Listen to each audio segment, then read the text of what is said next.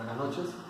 Se graba video para la Caribbean International University con respecto a lo que es la tesis doctoral 3, la aplicabilidad de la lectura del lenguaje corporal en la entrevista de evaluación psicojurídica, un trabajo final de investigación para optar al título de doctor en área de ciencias.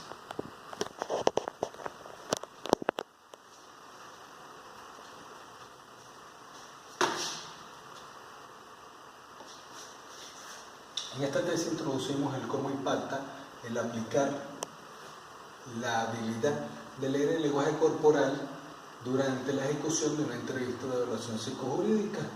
Es un campo relativamente joven, muy poco estudiado en Venezuela y países como tal.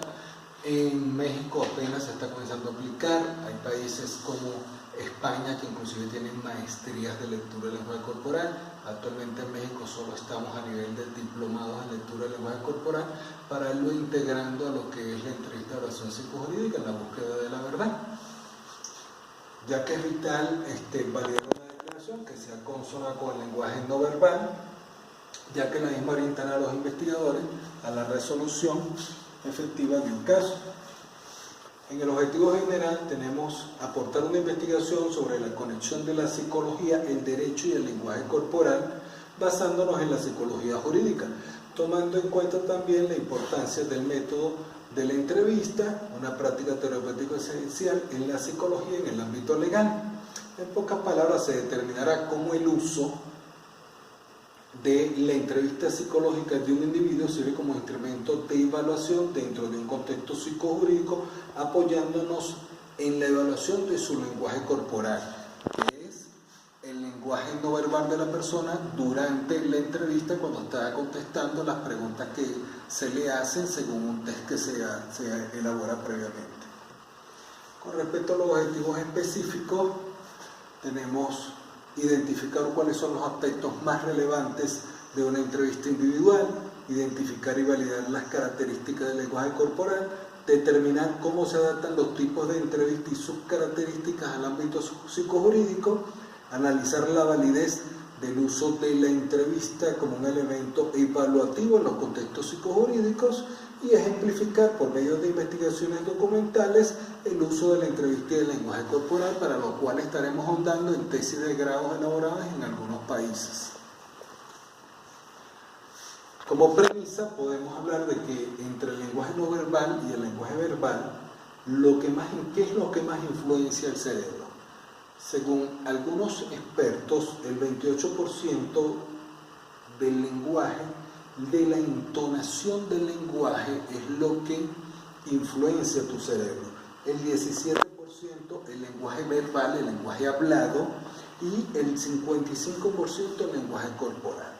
Es de hacer notar que la gran mayoría de los estudios actuales hablan de que un 83% del lenguaje del ser humano es no verbal.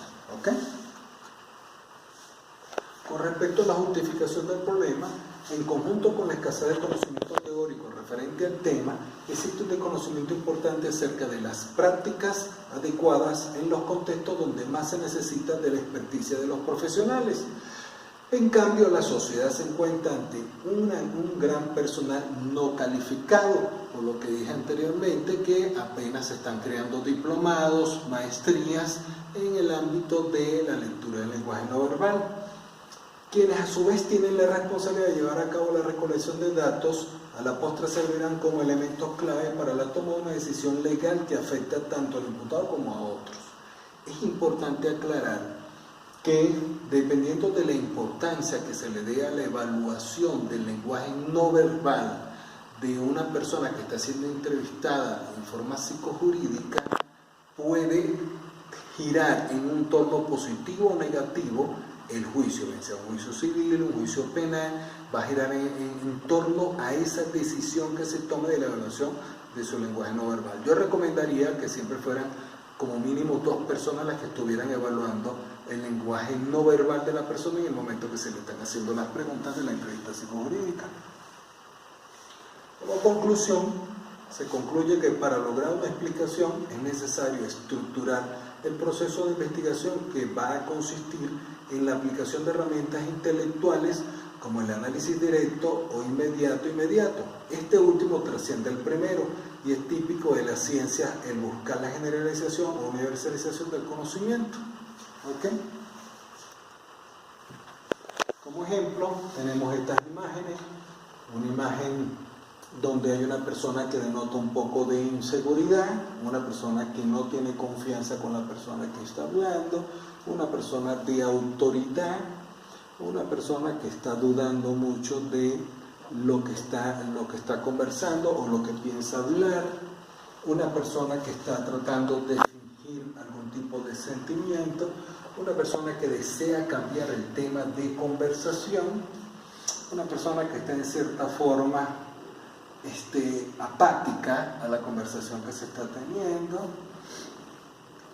Vemos cómo personas están interesadas en una conversación, una persona que está dudando pero con una autoevaluación negativa de la situación, una persona que está dando un saludo de mano de pescado que denota mucho desinterés o inseguridad, una persona que está buscando un tipo de negociación, un tipo de punto o buscando la manera de influir en una negociación que está haciendo, y una persona que está totalmente cerrada en un tema de conversación.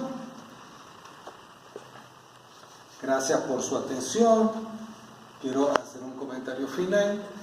Con respecto a esto, estoy buscando que vayamos mucho más allá de simplemente entrevistar a una persona y plasmar en un documento legal lo que la persona dijo, si dijo que sí hizo algo, no lo hizo. No, quiero ir más allá, quiero ir al punto en donde dos personas expertos en lectura del lenguaje corporal, expertos en la materia, pueden hacer una entrevista e ir evaluando en la entrevista si la persona está mintiendo o no, y que eso ayuda a los investigadores de un caso determinado a llevar la investigación en la búsqueda de la verdad. Muchas gracias por su atención, es todo por el momento.